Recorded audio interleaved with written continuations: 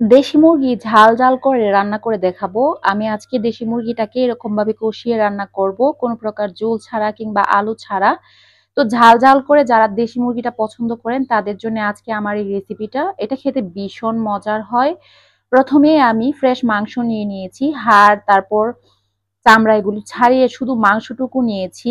একটা দেশি মুরগি নিয়েছি, যতটুকু মাংস হয়েছে ঠিক ততটুকুই। প্রথমে আমি একটি ফ্রাই প্যানে তেল গরম করে তাতে পেঁয়াজ কুচি দিয়ে দিচ্ছি। পেঁয়াজ কুচি দেওয়ার পরই সাথে সাথে গরম মসলা এড করে দিব। আমি এখানে 2টা তেজপাতা দিয়ে দিচ্ছি ছিঁড়ে মাছ থেকে।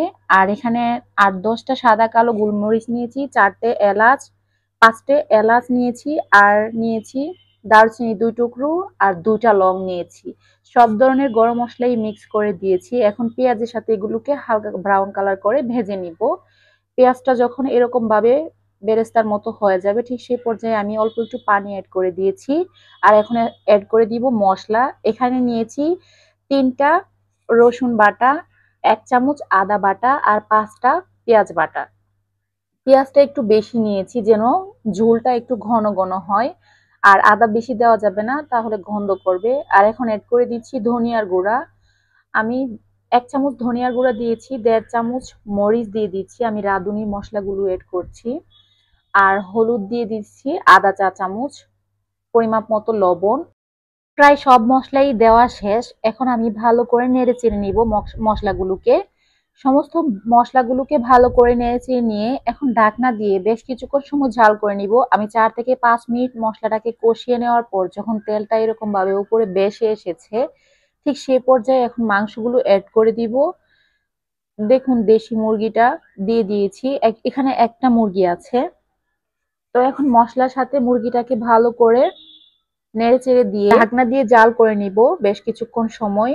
এখন আলাদা বাইরে থেকে পানি অ্যাড করার কোনো প্রয়োজন নেই, কারণ এই মুরগিটা থেকেই ঢাকনা দিয়ে জাল করলে বেশ কিছুটা পানি ছেড়ে দিবে।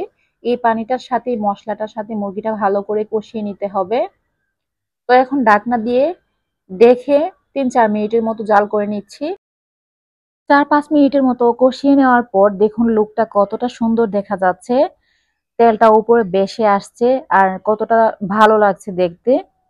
এখন আমি 4-5 মিনিটের মতো কষিয়ে নিয়ে যখন মশলাটার সাথে ভালোভাবে এরকম ভাবে মাংসটা কষিয়ে এসেছে ঠিক সেই পর্যায়ে পানি অ্যাড করে দিচ্ছি।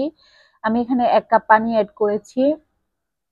ঝোল আমি আর ঝোল দিব না, এইটুকু পানির সাথেই মাংসটাকে সিদ্ধ করে নিব। প্রায় হাফ সিদ্ধ হয়ে গেছে। তো এখন যতটুকু পানি দিয়েছি এই পানিটার সাথেই ভালো করে কষিয়ে ঝোলটা একটু শুকিয়ে নিব। আর মাংসটাও এই সাথে সাথে সিদ্ধ হয়ে যাবে।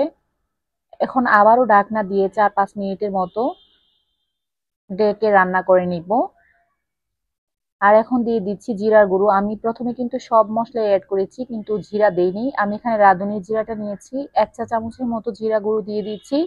ঝোল দেওয়ার পর যদি জিরা গুঁড়োটা দেওয়া হয় তাহলে এতে অনেক সুন্দর একটা ফ্লেভার অ্যাড হয়। ঢাকনা দিয়ে আবারও জাল করে নিব 4-5 মিনিটের মতো। বলক আসার পর আমি ঝোলটাকে আরো 4-5 মিনিটের মতো ফুটিয়ে নিয়েছি। তারপরে এই লুকটা এসেছে। এখন আমার মাংসটাও সিদ্ধ হয়ে গিয়েছে। মুরগি রান্না প্রায় শেষ। আর মুরগি তো দেশি মুরগি রান্না করতে অনেক বেশি একটা সময় লাগে না। তো দেখতেই পাচ্ছেন উপর থেকে তেলটা বেশি উঠেছে। আপনারা চাইলে এই পর্যায়ে যারা পাতলা ঝোল কোনো মশলা ছাড়া এইভাবে মুরগিটা রান্না করে একবার খেয়ে দেখবেন, ভীষণ মজার হয়। আমি এক্সট্রা কোনো প্রকারের মশলা বাইরে থেকে ইউজ করিনি, জাস্ট যা যা দরকার আদা রসুন পেঁয়াজ এটুকুই দিয়েছি। দেখুন কতটা সুন্দর হয়েছে, শুধু দেখতেই সুন্দর হয়নি, এটা ভীষণ মজার হয়েছে খেতে। পিঠার সাথে কিংবা পোলাওয়ের সাথে আপনি এটা সার্ভ করতে পারেন। ভিডিওটি ভালো লাগলে চ্যানেলটি সাবস্ক্রাইব করে ভিডিওতে লাইক দিয়ে দিবেন।